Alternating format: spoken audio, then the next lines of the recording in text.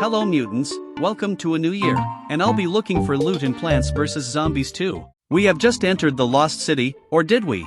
I am honestly not sure if we even entered this supposedly lost city. I mean, the world icon does include this cool but strange looking temple, perhaps that's the city? Day 1, this world's new gimmick is gold tiles, which produces sun as soon as I place a plant on the said tile, which can produce even more sun over time. And the gold tiles allow me to plant my defense at a much faster rate, just like how I've been more frequent with my uploads recently. We unlock Red Stinger, which is based on however the hell you're supposed to pronounce this name. Red Stinger is a pretty unique plant, because he's pretty much multiple plants in one. Let me explain. If he's planted in the 3 back rows, he shoots 2 projectiles at once. If he's planted in the middle 3 rows, he hides because he saw something scary. And this one saw something even scarier. There's also lost pilot zombies which eat my plants while receiving wedgies, just like a Gen Alpha. And just like a Gen Alpha, they get beaten by another living being. Red Stinger's plant food effect makes it fire a giant laser. I get an ad involving a Tetris T-piece and Day 3 introduces Lava Guava, who gets really pissed until it bleeds to death. This plant is pretty useful not only against group zombies,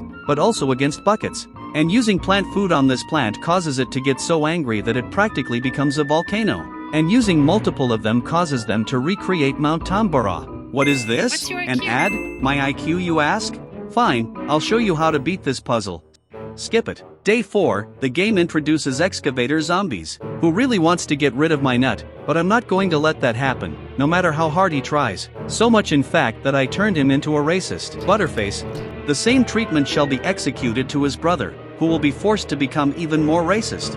And his cousin shall be obligated to feel the wrath of the Great, I'm advertised a Tetris clone. And the name of this game sounds like an adult version of Minecraft. Day 5, we're given the autonomous catapulting ejectomatic emitter, otherwise known as AKEE. They lob what I assume are seeds that look more like leeches.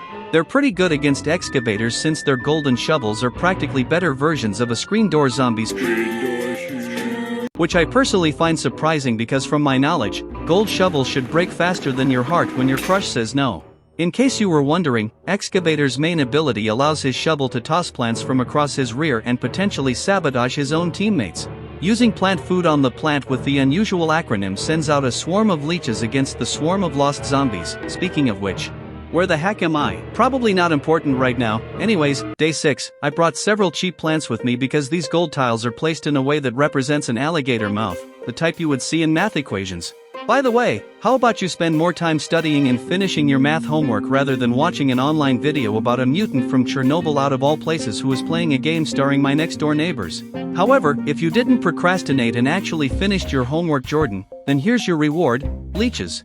And a brand new plant that I doubt you'll be using outside of this world, unless you're a content farmer. Day 7, if a female cavewoman wasn't good enough for you straight men, then here's another female zombie, if you're weird.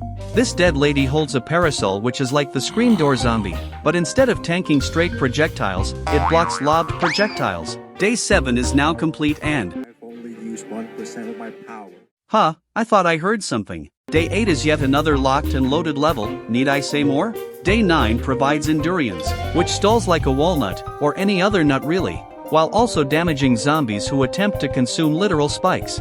This game is pretty brutal, because you can see the inside of this plant's guts with an unhappy expression on its face, which makes it pretty realistic too. Day 10, good thing that plus sign isn't red, otherwise PopCap would have earned the reputation of a war criminal. And since I just mentioned war criminals, I may have found one. Day 11, this crocagator is facing its mouth towards the horde of zombies rather than your own home. Which implies that a pile of literal bugs and cadavers are worth a lot more than your filthy on the dark web at least. The giant blue bugs carry zombies, including the cone and bucket flavors. Day 12, I personally wouldn't suggest rearranging the position of these gold tiles. Otherwise, it may somewhat resemble a specific action that would be breaking YouTube's terms of service. Only if you're an early to mid-teenager to be exact. Day 12 is easy enough. We simply plant low-cost plants on the gold tiles scattered across the lawn to provide a good enough defense, while also saving our plant food to recharge our cherries with anger issues that are used against porter guards who are able to put out flames on their torches simply by spitting on them. Day 13 is pretty easy as long as you spam. Oh, look mutants. It's the guy who gets butthurt when they witness something mildly unpleasant. You stupid dumb idiot head, you didn't plant them in a symmetrical order, you literally just spam them. And I literally like to literally overuse literally because I am literally a literal loser who literally does nothing but literally find things to complain about in order to literally boost my literal ego. Period. That's literally the most preposterous thing I've encountered so far. Anyways, day 14, we're only given 3 plants, but that doesn't really matter because our selection of plants is at least decent enough in order to pass the level. Day 15, we just have to protect 2 of whatever these things are supposed to be, and we find another treasure map. This map is supposed to help lead people to intelligence, in case you were curious. Day 16, this level is pretty tough. Not only does the game want us to deal with women and old men, but also children. For some reason the first guard doesn't appear until after the second flag. But suddenly, a gargantua appears in every lane for the final wave. This part of the level may seem intimidating, but here's how you win. Pause the game so that you can think for 2 seconds, then use 1 plant food on this thing. And use a bleeding pear to not only damage, but also stall these guards so that we do even more damage with conjoined cherries. Then use more plant food on the orange plant when those guards launch their newborns. For the last couple of guards, you can just spam whatever you have and you'll probably win.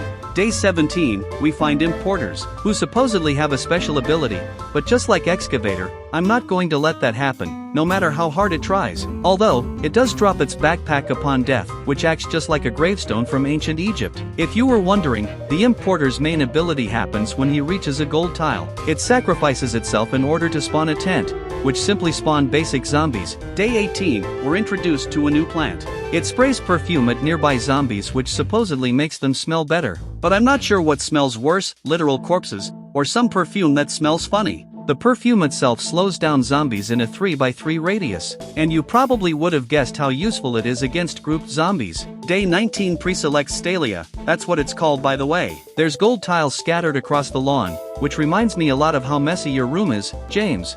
At least it's not as messy as your Dorchito dusted keyboard after overdosing on fork knife gaming sessions. I've brought what could possibly be the best stalling plants that I currently have unlocked. Layers, carrots, and perfume. I also found a Canadian. Actually never mind, I found more of them. Day 20 decides to spell out the letter Z. I wonder what it stands for. This level was pretty easy, so easy in fact that I found loot, which is just another endless mode. And the real loot we earned was the views on YouTube. Day 21, we discover a toadstool, which is a plant that extends her tongue in order to grab zombies and literally consume them. Toadstool also sheds sun after she finishes chewing the zombie, and her plant food ability causes an automatic zombie tongue seeker effect, aka AZTSE. Day 22, we find a set of traps. The first one summons a boulder that insta-kills any type of zombie when activated, and the second one commits arson in its lane. Day 23, this is another level in this world where if you rearrange the gold tiles, you would see an image that can only be viewed by teenagers. This level also introduces relic hunter zombies, who are similar to swashbucklers from Pirate Seas. But instead of it basically being a regular zombie for plankless lanes, relic hunters instead ambush the middle of your defense.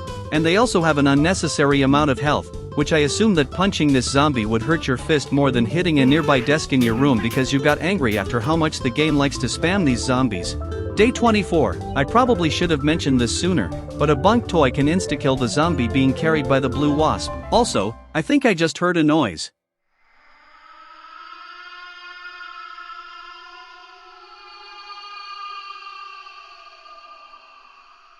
That noise was pretty unnerving. Hopefully I don't encounter something even scarier. What the hell? Why does it cost 80? Why isn't it a multiple of 25 like every other plant? And why can I place it on top of other plants? Oh, it creates gold tiles. But it doesn't help that I'm nitpicky, and I am now mildly bothered by having an unusual amount of sun, period. And I believe it's worth noting that gold leaf used to cost 50 sun in previous versions of this game, but it technically received a nerf. The increased sun cost may be a nerf for gold leaf, but also a buff for a loser's ego in order to show off their self-importance when they feel the need to complain about something that's actually quite minor. Just like the size of your brain. But hey, due to gold leaf's buff, she at least helped me afford plants that are quite expensive, even though I was obligated to use them. Day 26 is just a filler level that wants me to use gold leaf again. It doesn't help that there's only one gold tile, and that fact implies that the game really wants me to use gold leaf. And I've typed gold leaf numerous times in the script to the point where I can't even go a sentence without saying gold leaf. What does she even want from me? I mean, what would Ascension Leaf want from a literal mutant? Radiation poisoning? Maybe. But what if she doesn't want anything from me, rather, just me? No way, hose. It's way too early for the holiday in February that I'm sure you say you don't celebrate, and that's due to one simple reason. You're single, moron. Finally, we've moved on to day 27. Oh my goodness, is that the almighty, the all-powerful, turquoise skull? Adwek. Forget raw zombie. Wait, you don't know who Adwek is? If that's the case, I can tell you one thing for sure. I don't even need to describe Adwek's power. And that may not be a good thing. Here he is in action, ready to demonstrate his power. Ha, I was expecting a bit more from a powerful being like Adwek. I've only used 1%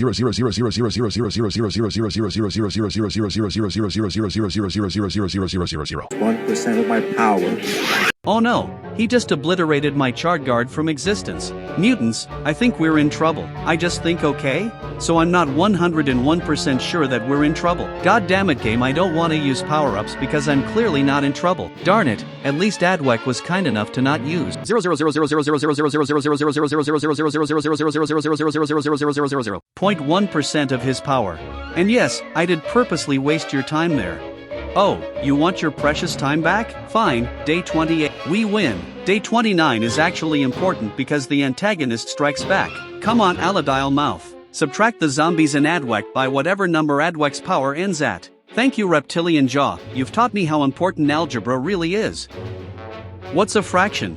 Oh no, the slime terrorists are back, and so is famous PVZ YouTuber. I'm going to point out that the gold tiles look like they're trying to spell the number 10. Whatever could that 10 mean? Perhaps that's the amount of power that the very well-known YouTube channel known as Adwek is going to use on me? And maybe even the entirety of Chernobyl? I'm really hoping that's not the case, because where else am I supposed to catch toxic radiation? A League of Legends server? I try to pass this level by using the alligator mouth's offspring and maybe even burn down the jungle. However, I feel as if somebody else is going to obliterate the jungle before I even get the chance to light one matchstick. Looks like the reptilian kids aren't enough, so I might as well spray some god-awful perfume and call in another kind of terrorist. Suicide bomber. That didn't seem to work.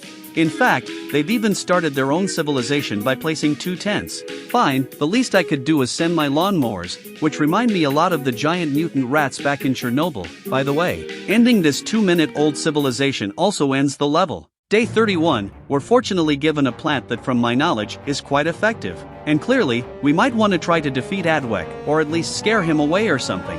Here we have a father with his very young gremlin. That's just great. They're sending a line of elderly men against plants that do nothing but stare most of the time. What a coincidence, they were saving the Adwek ambush specifically for the final wave, weren't they? I've only used 0.000.2% of my power. Day 32. I wonder who was the individual that had set up all of these traps in this specific level. Dr. Zomboss now has a gondola with a severed head of a zombie statue made from cheese, while dropping sacks full of nose flour that punishes the victims who overdose. Looks like I made a mistake. Might as well restart. The perfume in this level has also become more deadly. Zomboss falls over in his flying boat and instantly gets defeated, I swear. We're given a cool-looking ray gun that's also made from cheese. Isn't that neat? Okay, mutants, it appears that I'm gonna have to end this episode of Plants vs. Zombies 2. By the way, I'm not attempting to do a god-awful ASMR voice. I'm whispering so that he hopefully doesn't end up finding me. Even though you're most likely not used to hearing me whisper in the first place. But hopefully he doesn't end up finding me while I'm trying to do an outro. And goodbye.